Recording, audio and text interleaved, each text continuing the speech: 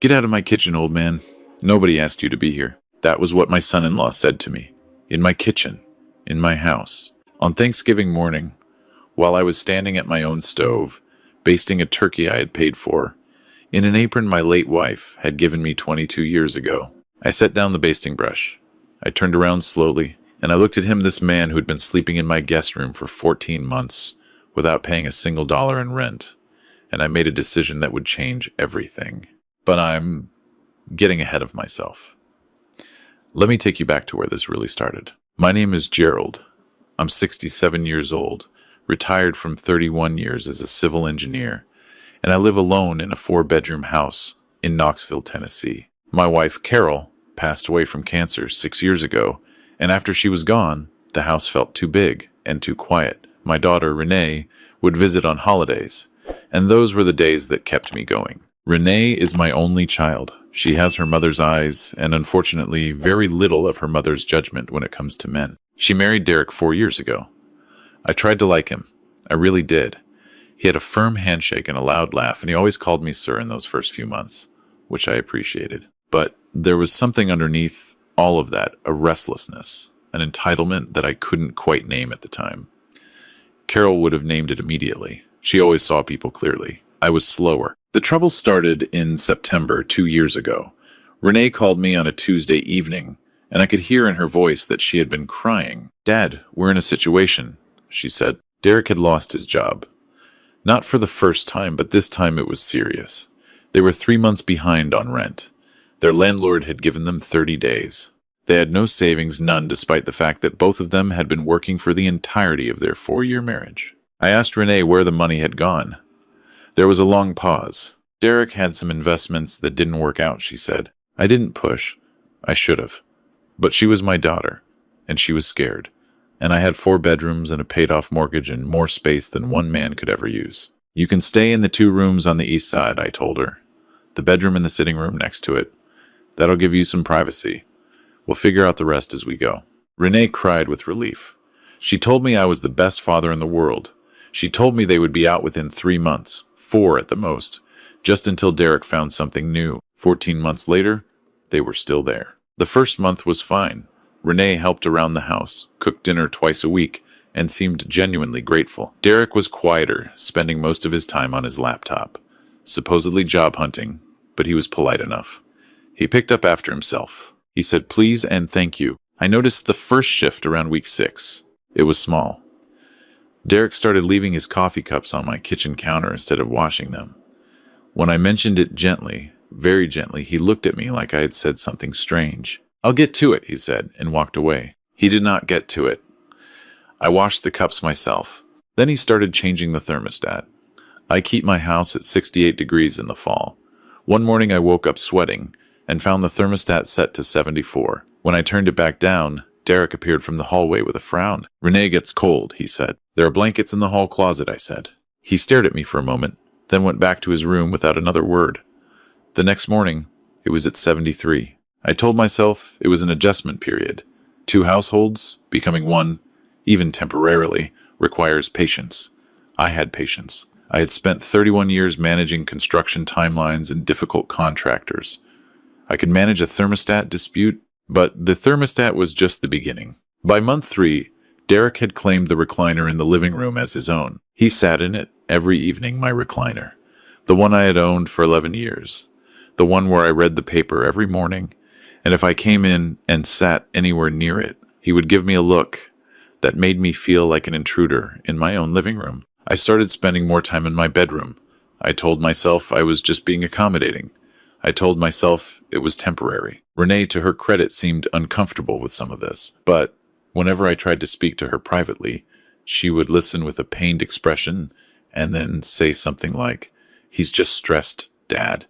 The job search is really getting to him." And I would back down because she was my daughter and I loved her and I didn't want to be the reason their marriage cracked. My neighbor Frank, who is 71 and has the directness that comes from outliving most of your patients, told me in October what I already knew but couldn't admit. "Gerald," he said, leaning on my fence one afternoon, "that man is running your house." "It's temporary," I said. Frank looked at me the way Carol used to look at me when I was wrong about something. By month 5, Derek had stopped saying please and thank you entirely. He had moved several of my living room decorations into a closet, Carol's decorations. Things she had chosen. Things that meant something to me because he said the shelves looked cluttered. He had taken over the larger bathroom. He had started having loud phone calls in the kitchen at 9 in the evening when I was trying to sleep. And he had found a job. I knew because Renee mentioned it offhandedly in passing. A sales position, she said. He started in November. He didn't mention moving out. Neither did she. When I brought up the subject at dinner one evening carefully, diplomatically, asking about their timeline, Derek set down his fork and looked at me with something that was almost amusement. We're being smart about it, he said.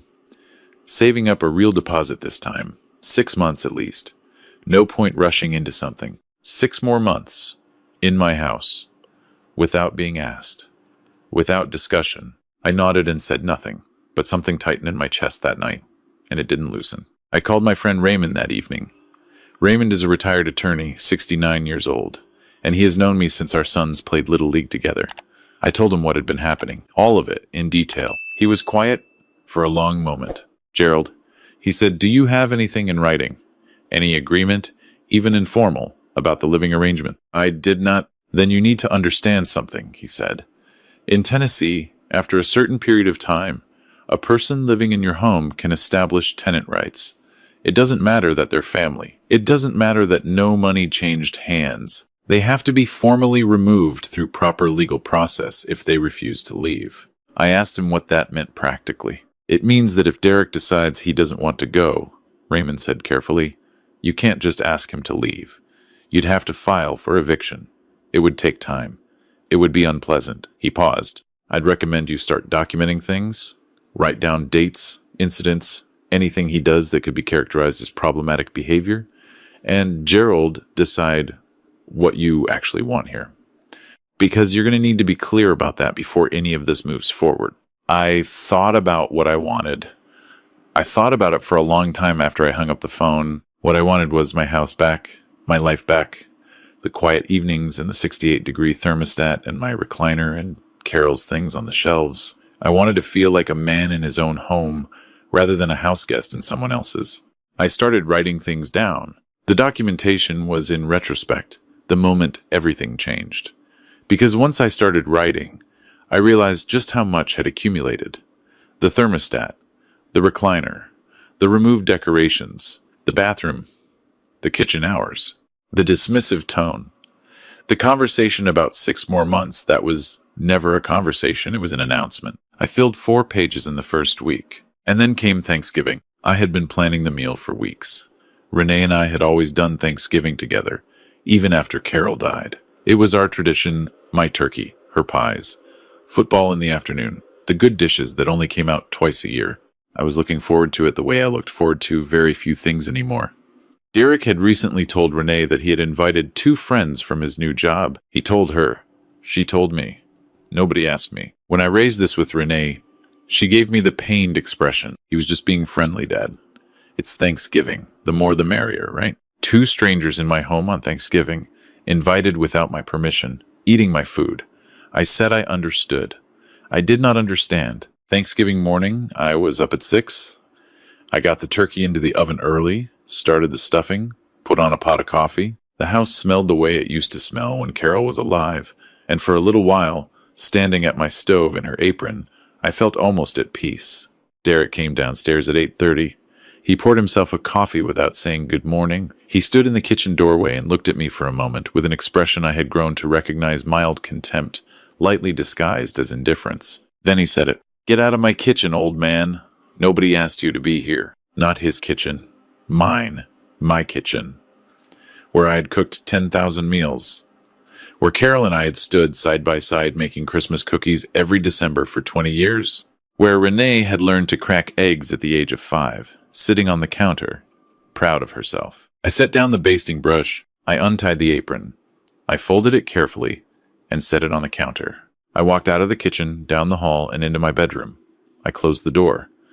I sat on the edge of my bed, and I breathed, slowly, in and out, for about 2 minutes. Then I picked up my phone and called Raymond. It's time, I said. Raymond asked me if I was sure. I told him what Derek had just said to me. There was a pause. "All right," Raymond said. "Here's exactly what you're going to do." What followed was not loud. It was not dramatic. There was no shouting, no confrontation, no moment where I stood in the hallway and delivered a speech. That's not who I am. Carol used to say that my greatest strength was that I thought before I spoke, and my greatest weakness was that sometimes I thought for too long. On this particular morning, I had thought long enough. I came back downstairs at noon. Renee was in the kitchen finishing the pies. Derek's two friends, men I had never met, seated at my dining room table, watching football on my television, looked up and nodded at me without introducing themselves. Derek, from the couch, didn't look up at all. I sat in my recliner. We ate. The food was good.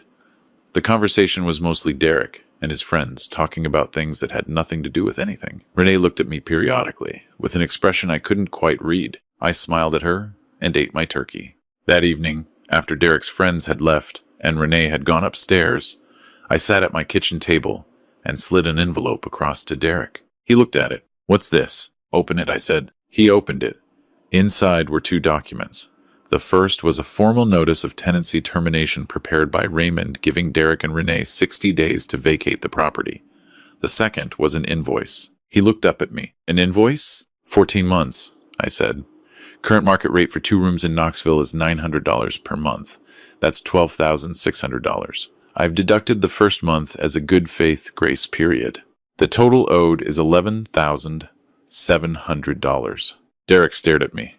For the first time since he had moved into my house, he had nothing to say. "I've also spoken to an attorney," I continued. "The documentation I've kept over the past several months, the thermostat adjustments, the removal of my property from common areas. This morning's incident constitutes a pattern of behavior that will be relevant if this matter proceeds to any kind of formal proceeding." Derek's jaw tightened. "You're joking." "I'm not," I said.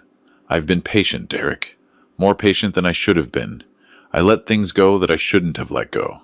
This morning was the last one." He pushed the envelope back across the table toward me. "You can't make us pay that." "I can pursue it," I said.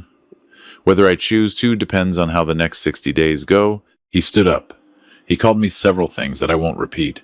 He said Renee would never forgive me. He said I was a bitter old man who was trying to ruin their lives because I was lonely and had nothing better to do. I waited until he finished.